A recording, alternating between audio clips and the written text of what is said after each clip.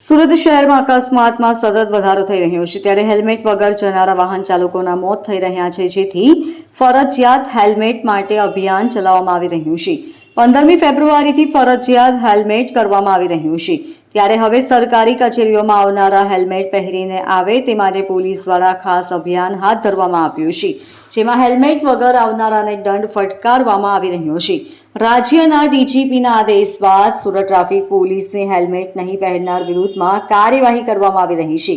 સરકારી કચેરીમાં હેલ્મેટ વગર આવનારા વાહન ચાલકોને દંડ ફટકારવામાં આવ્યો છે।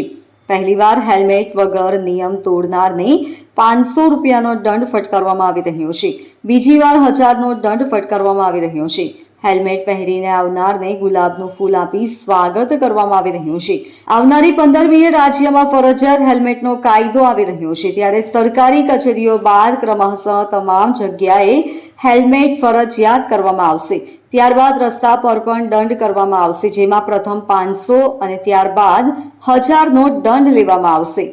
ગુજરાત રાજ્યના ડીજીપી શ્રી વિકાસ સહાય સાહેબનાઓ દ્વારા ખાસ પરિપત્ર પાઠવવામાં આવેલો અને જેમાં ખાસ કરીને સૂચના કરવામાં આવેલી કે જેટલી પણ સરકારી ઓફિસીસ છે ત્યાં આગળ કર્મચારી તથા અધિકારીઓ જે આવતા હોય તે ચોક્કસપણે હેલ્મેટ પહેરશે તથા ટ્રાફિક નિયમોનું પાલન કરશે, જેના અનુસંધાને અમે હેલ્મેટ ડ્રાઈવ રાખવામાં આવેલી અને જે લોકો હેલ્મેટ પહેરીને આવે છે તે લોકોને અમે પ્રોત્સાહિત કરીએ છીએ, પુષ્પગુચ્છ અર્પિત કરીએ છીએ અને જે લોકો હેલ્મેટ પહેરીને નથી આવતા તેને મેમો આપી દંડાત્મક કાર્યવાહી હાલ કરવામાં આવી રહેલ છે।